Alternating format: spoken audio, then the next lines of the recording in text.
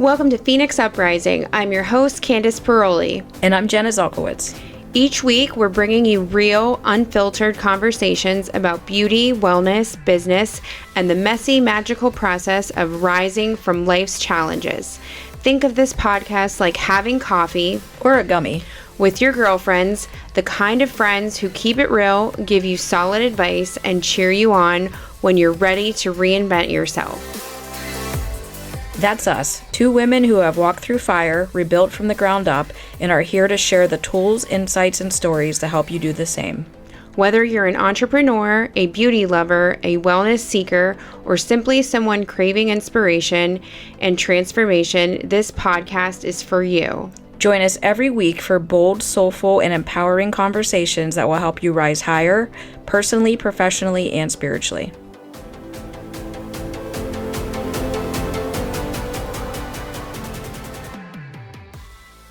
Hello, welcome back to Phoenix Uprising. We are your hosts. I'm Candice Paroli. And I'm Jena and And today we are talking about sustaining self-care habits, rituals. I feel like this is something we're both really passionate about. Yes, things that you can implement that will ensure your success and avoid burnout. Mm-hmm. Yes. And so I have definitely gone through my fair share of trial and error throughout the years when it comes to this topic and running on fumes. How about you? Yeah. And I feel like I always go the opposite of like your generic advice, you know. So I've tried a lot of things and experimented a lot. Yeah. I think I'm still getting better with it, but I'm excited about everything that I've implemented just over the past, 7-8 weeks, and that I'm going to carry into the new year. And just very quickly, we're back in the studio, not my living room. Oh yeah, foot update. Yes, I'm wearing socks, so this is huge for me. Yes, huge update. You're wearing socks. You're walking so much better. You're walking upright again. Yes, for those of you that don't know, I recently had double foot surgery on November 20th, and Jena has been taking care of me. So I'm able to walk now, and hopefully by Monday, I can wear a sneaker because I'm still wearing the boots. I can't even wear my slides yet. My foot's still too swollen. So we're going to be on an airplane in 7 days. Yes. So we'll see what she's wearing on her feet. Oh my God. Yeah, I hope to God I can wear... I ordered orthopedic support sneakers, so I hope to God that I could wear those in the airport. Yeah. I think I'm going to be good, though. You're going to be okay. Yeah. And so, yeah, that's why you see we're back here and not the living room, which we're both grateful to be back in the studio. Yes, feels good.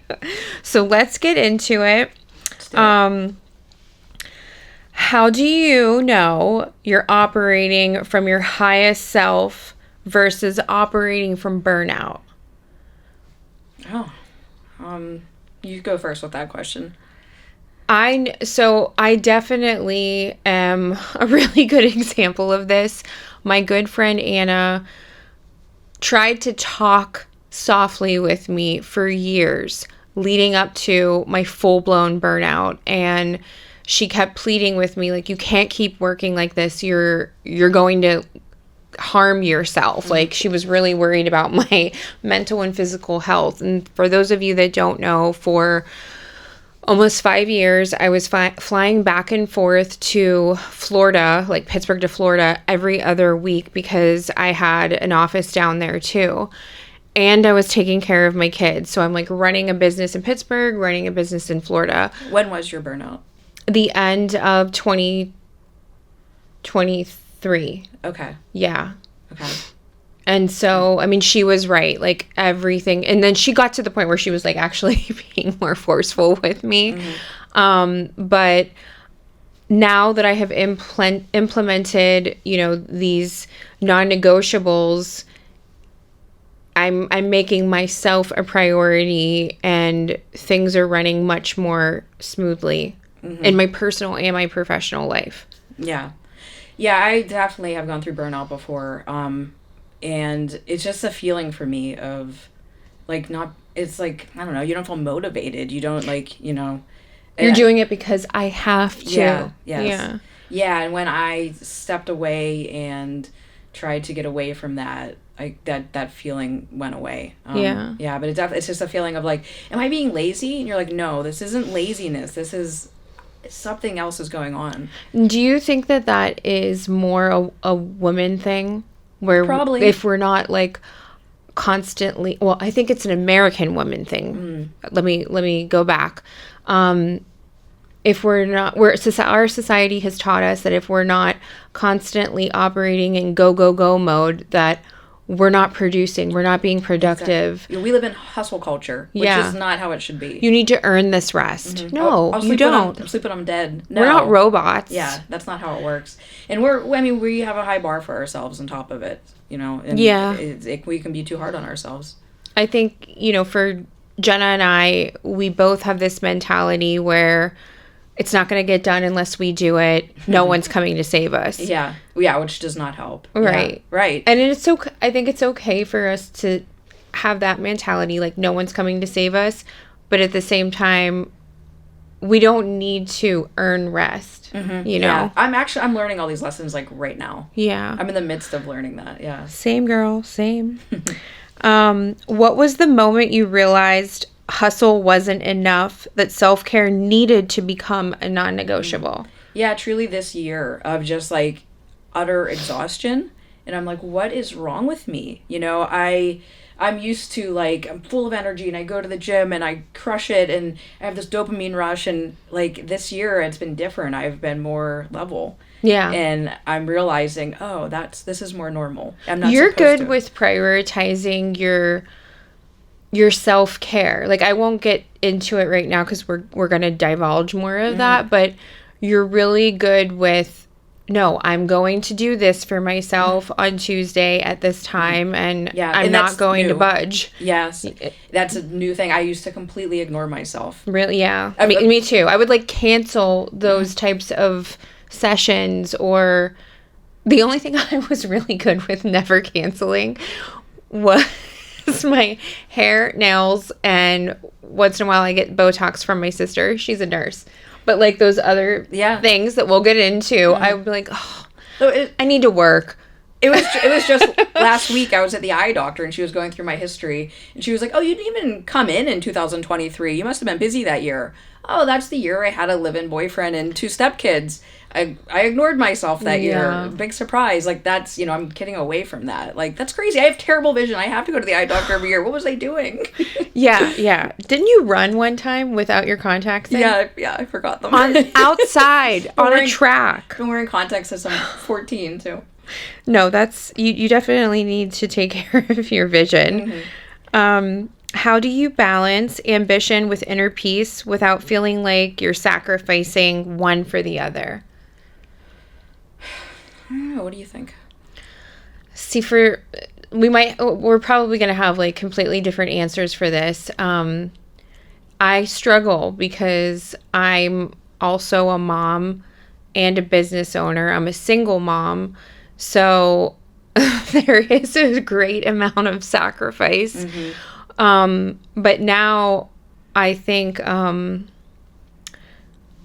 I put myself first now too, because I can't pour from an empty cup, and I'm no good to my boys if I am moody and just exhausted. Well, it's the oxygen mask example. When you have to put the oxygen mask on your face first before you can help anyone around you. Right.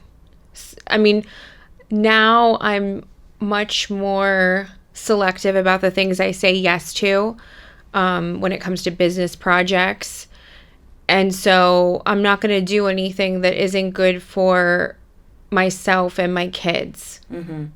Yeah. I think for me, it's more about now I respect myself enough to speak up, have boundaries, and do what I want to do instead of what I think other people want from me. Yeah. Kind of getting away from people pleasing.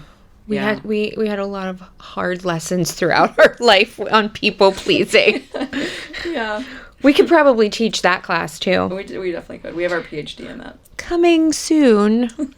Oh my gosh. Hey, you know what? This is a balance, and it's all about learning and evolving. Yeah. What is the biggest myth? I love this one, and I'm going to answer it. And I wrote this specifically for Jena. What is the biggest myth about high achievers you have heard? I'll go first. And so I'm not just saying this because she's my friend, but it's absolute bullshit. So there's a lot of stuff out there that will tell you, oh, if you want to be a high achiever, a successful high achiever, you have to wake up at 5 a.m. and work out for 1 hour on an empty stomach and never watch TV, like just all of this stuff that is completely unattainable. I am a morning person. Jena is a night owl, but then can be a morning person too. She can operate on a small amount of sleep, but she does take naps from time to time. But she is a high achiever. She is a successful person. And so I think that you know what works best for you, your body, your lifestyle. Like, no, not everybody can wake up at 5 o'clock in the morning and go run or hit the weights for an hour. Listen, I have to work out in the morning. I don't work out at 5 in the morning, but not all women can work out on an empty stomach. It spikes up their cortisol levels. So I think whatever is going to work best for you, for your body, for your lifestyle. Yeah. The gym has never seen me before 9 a.m. I've been going there 8.5 years. It's just, I'm not a morning person. I never will be. And this used to bother me a bunch. Like when I was in my 20s and I had my own business and I would work at like 4 a.m. and my clients knew like they're going to hear from me at like 4 a.m. Like you would stay up and work. Yeah. Because you were like feeling your best inspired self, right? Yeah, I'm a designer and I was most creative at that time and I could think best. And people would tell me, oh my God, you woke up at noon today? Like that's crazy. And that's how I used to sleep. And they're judging you. That worked for me and I built a successful business out of that. And so now I just have the confidence of being like, I know what works for me. Yeah. Yeah. So I don't sleep till noon anymore, but I definitely am not a morning person and I'm okay with that. But even if you needed to, depending on, your cycle, you might need more rest that day or that week. Yeah. So it's normal. Yeah. And I have a life where I don't have a normal schedule and I don't have kids, so I don't have to, you can do that. Yeah, so I can do that. Yeah.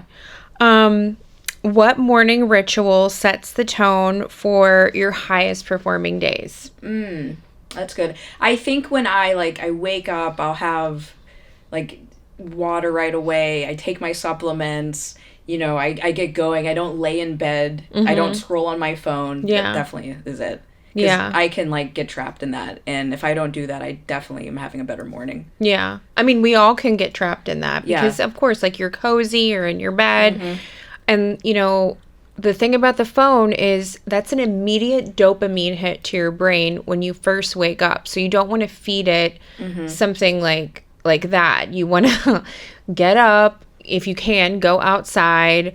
If not, I have a circadian lamp in my house because we live in Pittsburgh and we haven't seen the sun in, I think, 4 days.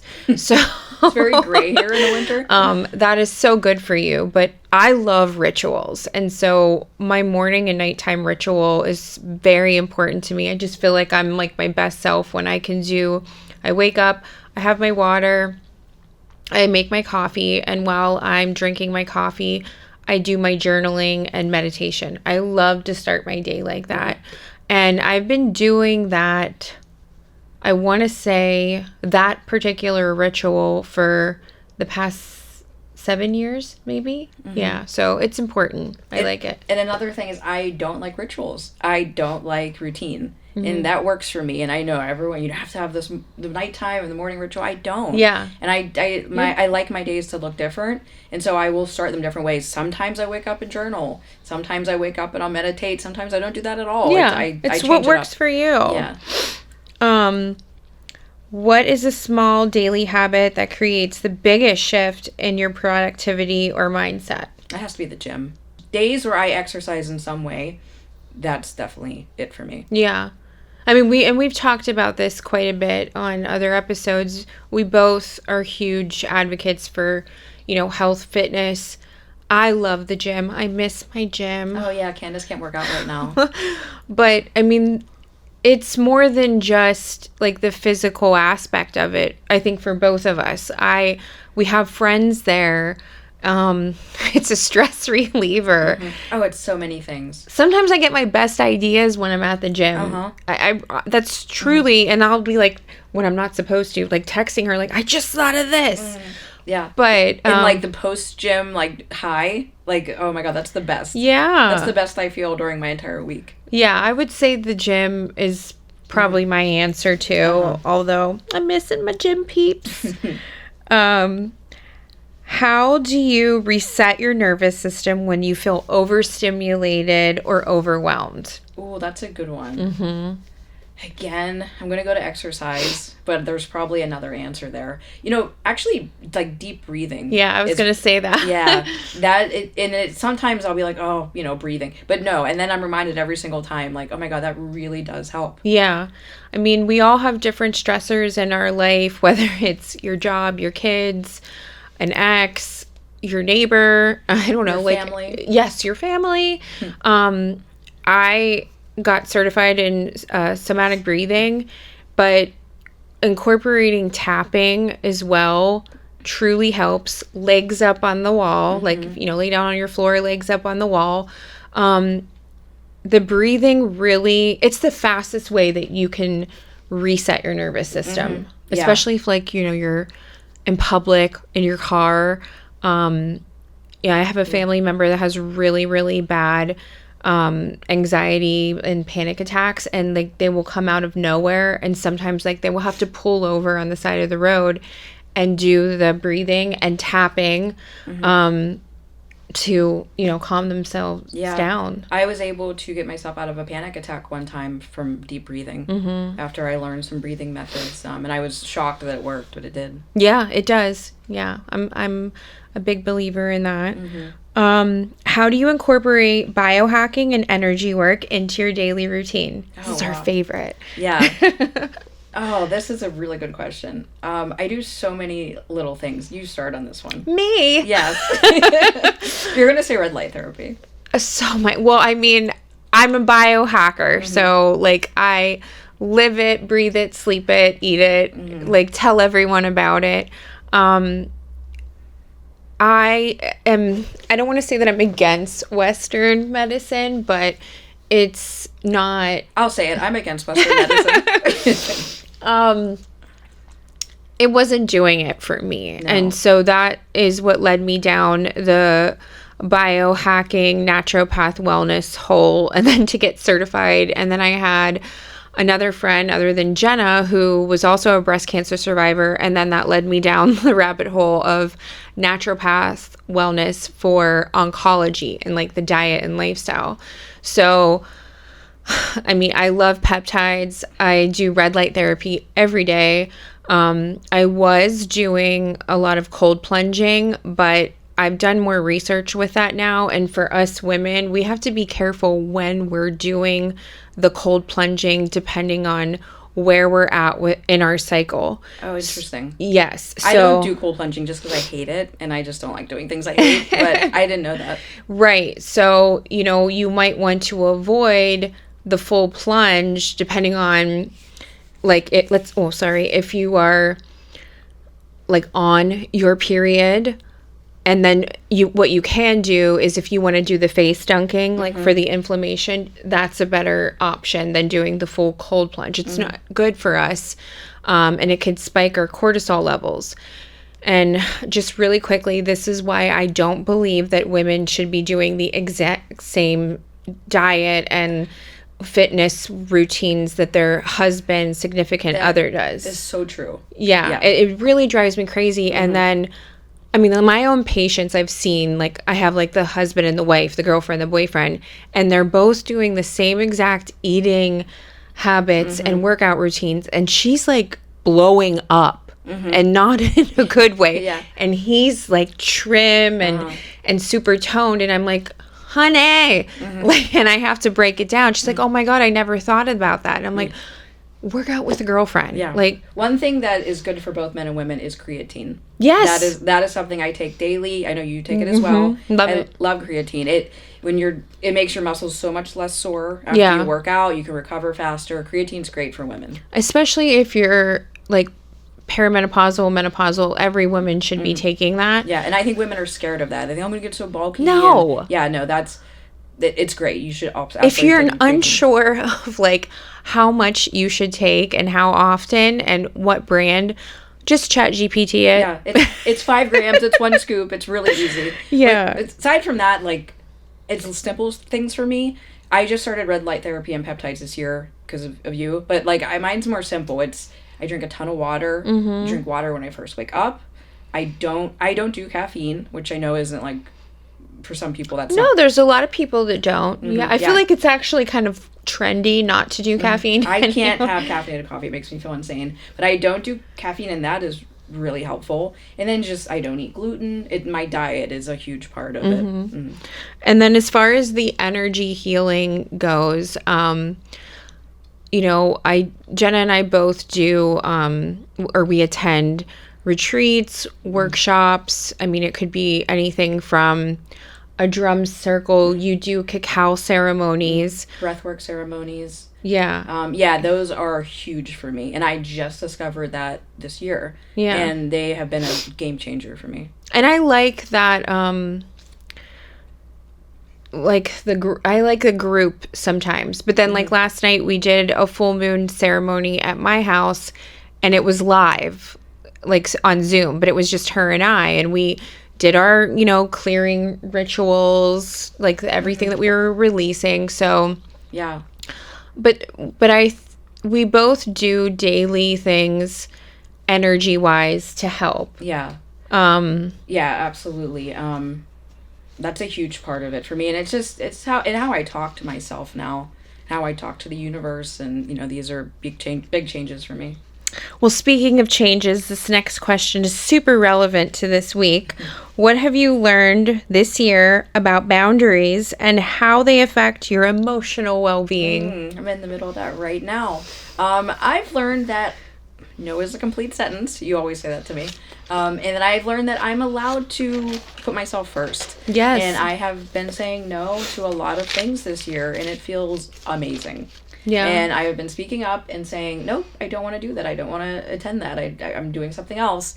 And it is incredible. It feels like you're breaking a cycle, and it just is invigorating. It's incredible. We are the cycle breakers. We are the cycle breakers. I love the new boundaries I have. And I love that for you. I love that for you because I know you have them too. Yeah. I do say no is a complete sentence. I say that, you know, to my friends, anybody that I'm super close with, when I feel like they're being taken advantage of. Like, you don't have to explain yourself. Like, no is a complete sentence. You just said to me the other day, I said no to something, and you were like, why did you tell them that you were not doing it? I said, no is a complete sentence, Candice. She remembered. She followed through. Yeah, I mean, I have been doing, I'm just going to toot my own horn. Toot, toot. I've been doing such a good job. You have been. This year with establishing boundaries and not feeling guilty about it. Yeah. I don't have to be the family peacemaker. I don't have to do things at the expense of my children. And, you know, if someone or something isn't serving me or my kids well, see you, bye. Yep. And that's okay. Yeah. Gone with the wind, fabulous. So, yeah. And I mean, this is for your own peace of mind.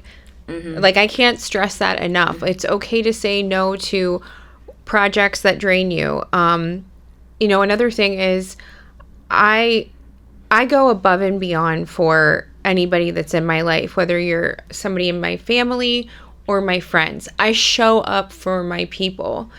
And for a big part of my life, that wasn't reciprocated. And I started, okay, I'm going to meet you where you meet me. Yes. That has been a huge thing that we're both doing right now. Yeah. And it's been an interesting energy shift because they feel that, and then guess what happens? They start showing up. Yep. And you don't even have to say anything. You know, when you are thinking about someone and you want something so badly, you actually repel that from yourself. And when you bring it back into yourself, then you start attracting it. Absolutely. It's a wild thing that you can feel when you're like, wow, that really worked. Mm-hmm. Yay us. I'm proud of us. I'm proud of us too. What are your 3 non-negotiable wellness habits every high achiever should adopt? Oh, wow. I feel like mine are a little more personal to me. I'm share them. Yeah, I'm going to say you have an interesting life. I'm going to say hydration. Mm-hmm. I drink a ton of water, and I'm huge on electrolytes. And electrolytes are sodium, potassium, magnesium. It's the mixture of them, the ratio, and I'm big on that. That gives me so much more energy, and now I've been running, and that it's crucial. Being gluten-free, that is huge for me. It just makes me like these 2 things make me feel. I wake up every day feeling good. What have you noticed in yourself from becoming gluten-free? Oh, wow. So much less inflammation. Pain. GI issues are gone. Yeah. Yeah, all of that. Like that would make me sluggish. It would it's fixed all of that. And I just feel good on a daily basis. And we're 42 now, and I just saw this thing the other day. It was like 40 is when you people at 40 either look 30 or 50. Like 40 is when if you haven't taken care of yourself, it starts to show. And these 2 things make me feel like I'm 20, You're absolutely right. And I mean, I see that every day in my office. Oh, I bet you do. Yeah. But I mean, I even see that with people that are in their 20s, like the 28-year-olds, and it's that lifestyle. Yeah. It's how you treat yourself. I mean, how do you treat your own body? And that's food is so important because you're doing it multiple times a day. You're feeding your body this over and over and over. People don't understand how important that is. Right. My third is, I'm going to say it's how I've been speaking to myself. Like being grateful, positively speaking to myself, not putting myself down, being mindful not to be like, oh, I'm so bad at that. And, I think that's been a huge one. I think that's definitely something high achievers do. It's manifesting, putting it out in the universe. Like, I'm going to make this happen with confidence. Right. And embodying it before it's in your life. So you're redirecting your intrusive thoughts. Yes, and I have OCD. I have very intrusive thoughts, and this has gotten so much better for me over this year. No, I see that with you. Yeah, for sure. That can just take me down. It is actually awful, and this has helped that so much. Yeah, and the thing is, I feel like that happens to a lot of us, and there's nothing wrong with you if that happens to you. It's, recognizing those thoughts, those feelings, sitting with them, and then redirecting them in a healthy way, which you have been doing. So that's awesome. Yeah, I've been doing great at that, actually. What are your 3? Definitely rest. I was really bad with that. And I'm prioritizing it in a much healthier way now. Habits. I don't know if we would consider this a habit, but I've sort of like cleaned house with anything and anyone that is toxic in my life, that is not serving my highest good. I think that's a habit because you have to keep doing that because they'll keep trying to enter your life. So it's an ongoing thing. I'm much more protective of my energy. So that's a daily habit. I mean, I am very careful. And I don't know, I'm sure this has happened to many people listening. I know this has happened to Jenna, but in the past, I'm a very creative person. And that's just, I operate my best when I'm in this creative flow. And so ideas come to me. I've always developed products and treatments and trainings. So in the past, I would tell people about my idea, and I would either not be taken seriously, or I would be made fun of, or, and this is so shitty, they would forget what I was saying. And then, when I would bring it up again to say, oh yeah, I found the lab and I'm going to do this. What are you talking about? And I'm like, don't you remember last Wednesday I told you I'm developing such serum and I had this meeting with the lab and it went really well. And they're like, what? And like, then that just tells me like, you're just listening to be polite, but you don't really care what I have to say. Yeah. You don't need that validation. You don't have to tell people your ideas. Yeah. You should keep them inside until. So I'm just who I share like my information with. I'm very selective about now because I'm just more protective with my energy. So I would say sleep, the energy. Yeah. There's that 2? I think you have one more. 2. My third one. Those are good ones though. Rest is super important. I would say my health.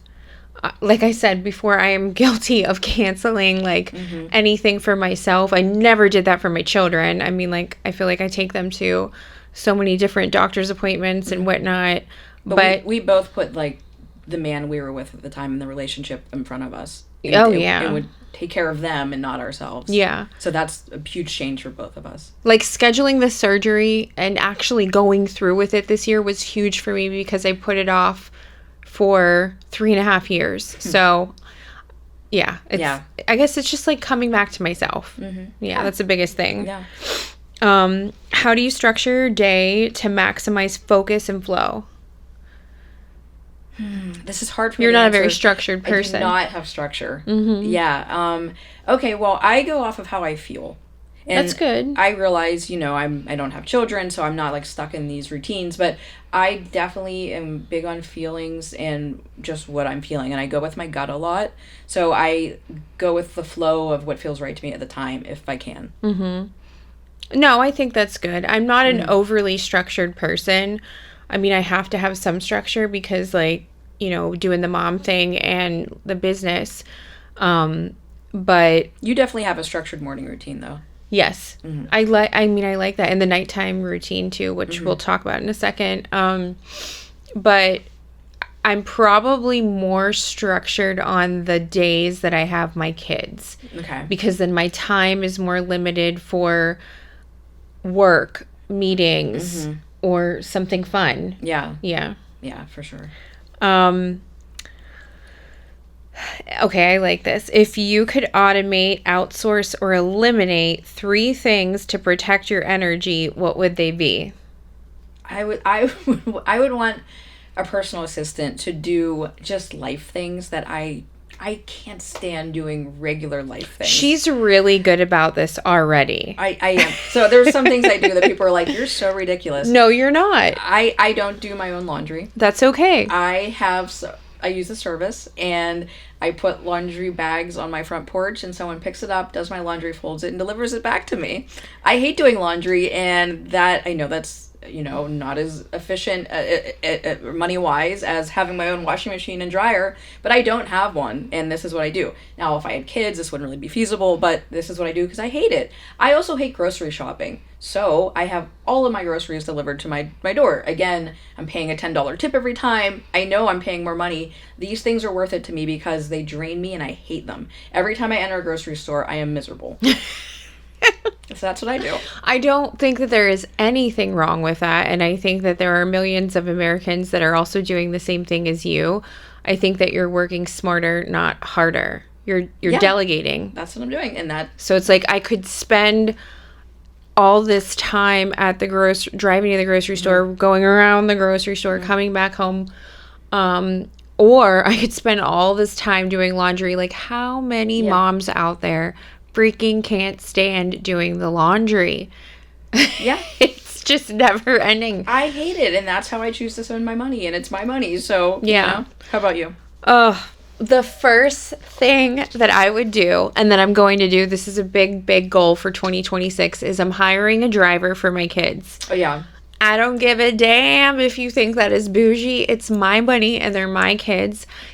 It eats up so much of my time doing the car line, like the pickup and the drop off. First of all, my kids' school is not near me. It's a little bit of a hike, and one is in elementary, one is in middle school. So we're talking about 2 different start times and 2 different campuses and 2 different ending times.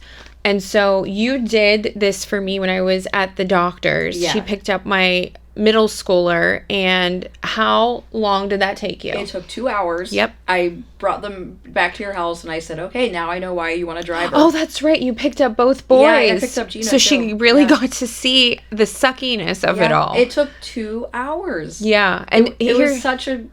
I hate it. Yeah, I see why. It's ridiculous. And here's the thing, like, I try to be smart about this. So if I have like emails or phone calls to do, I'll try to like maximize that time and maybe schedule it when I'm in the car. But it's like, I'm sitting. Yeah. And I can be doing this. Like, there's so many other things I could do for my household, for my business. Yeah, it sucks. It really does. So. And I don't have anything going on out there where their school is. Like, everything's, within the city or where I live. So it is a huge inconvenience.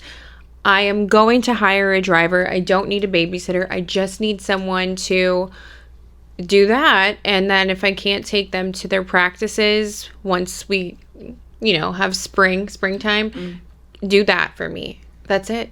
I mean, I love that. When you first said that to me, I was like, oh my God, I've never even thought of that. Like, you can find someone to do that? And I'm like, well, yeah, why can't you? Were you in the car line?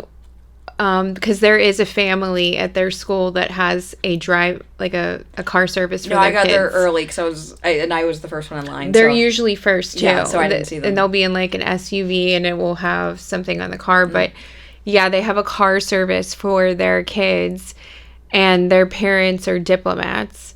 So... and they're awesome. They're very busy working and traveling all the time, but I'm like, oh, that's cool. Good for them. It's going to be me. Yeah. So I would say I would outsource like the car, somebody picking up my kids. I mean, I do grocery delivery, grocery pickup already because I'm pressed for time. Yeah, those would. I don't know if I have 3 things, but the first thing would definitely be that driver.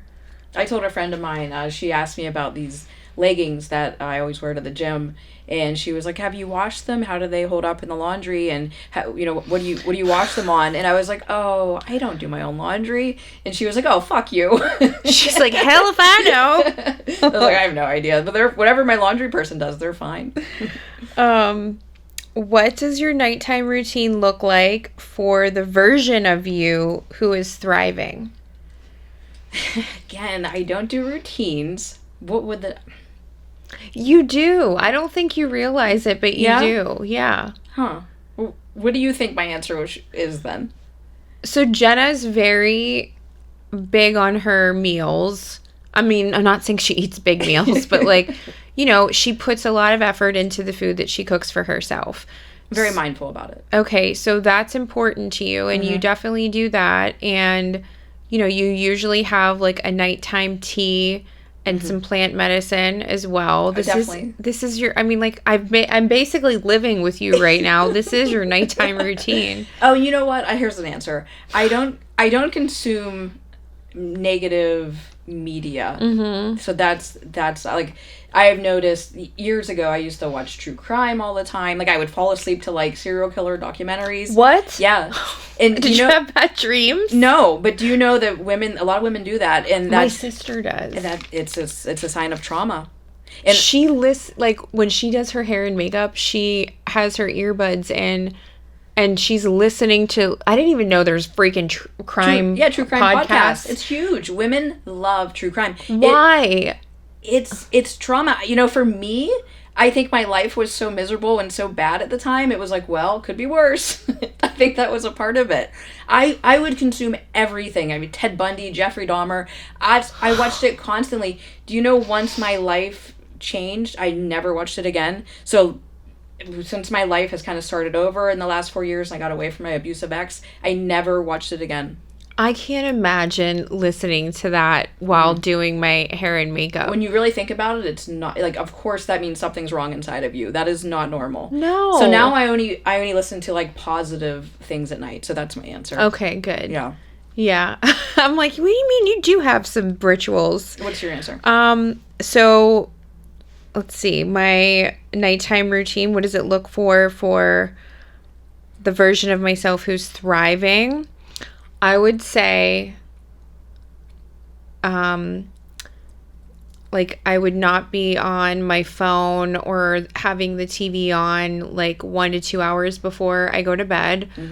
I've always been very diligent with my skincare, my nighttime skincare routine. Otherwise, I'd be like a giant hypocrite with you guys. And I think, practicing nighttime mindfulness, I do that now, but I need to be more consistent with it. We talked about this on one of the episodes. It's basically like a quick reflection of your day. And you can like write it down in your journal if you have it, or you can do it like in your phone notes. And let's say you had like a really crappy day, or there were some like heavy moments.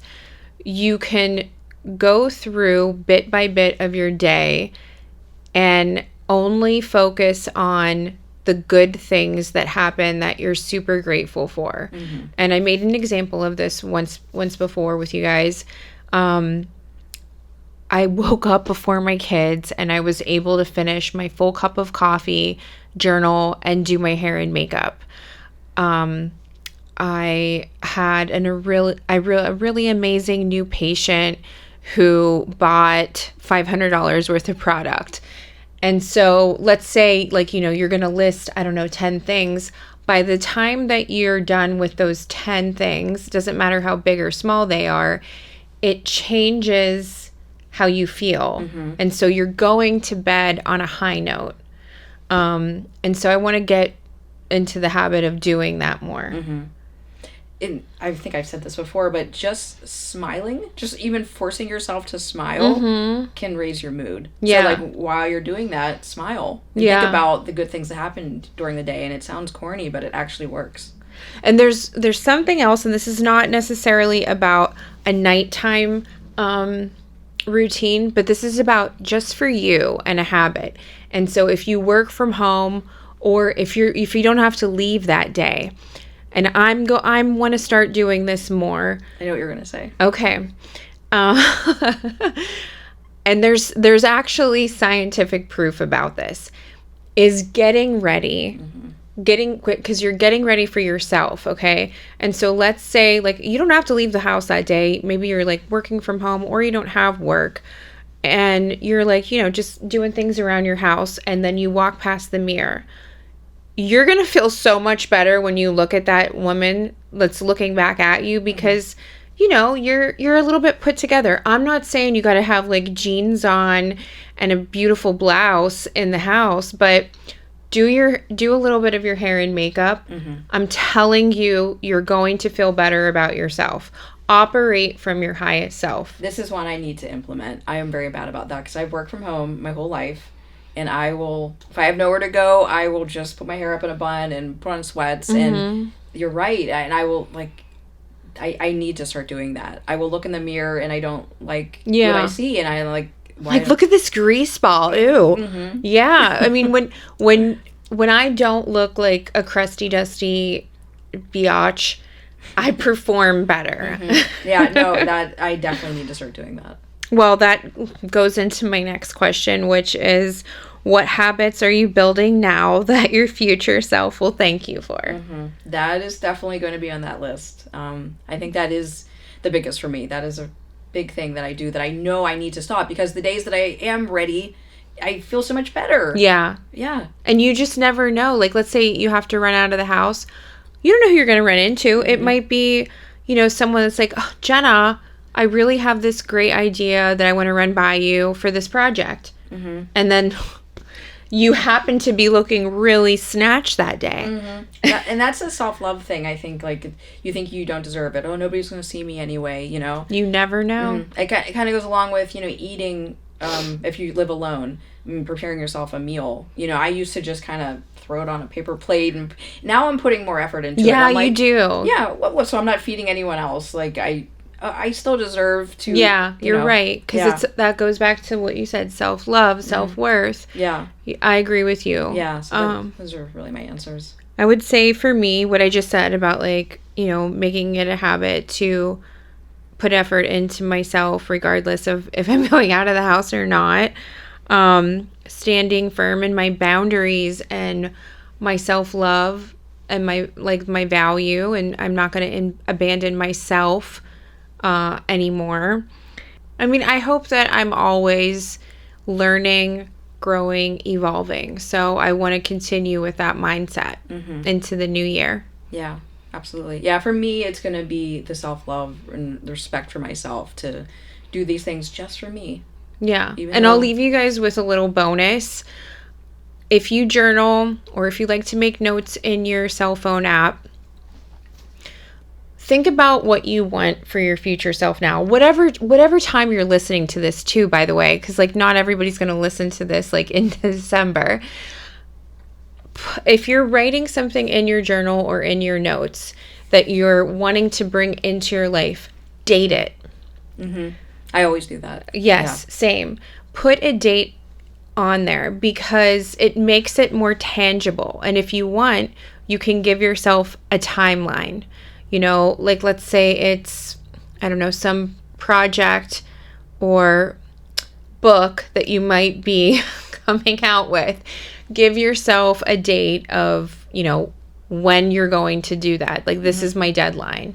I just told you a goal of mine and I have a date for it that, you know, and I think, well, I mean, I don't think you should keep it to yourself. Yes, it's for you. I'm just telling you, but yeah, or if I write that down, that makes it more tangible. And now I've put that out there. I'm going to accomplish this.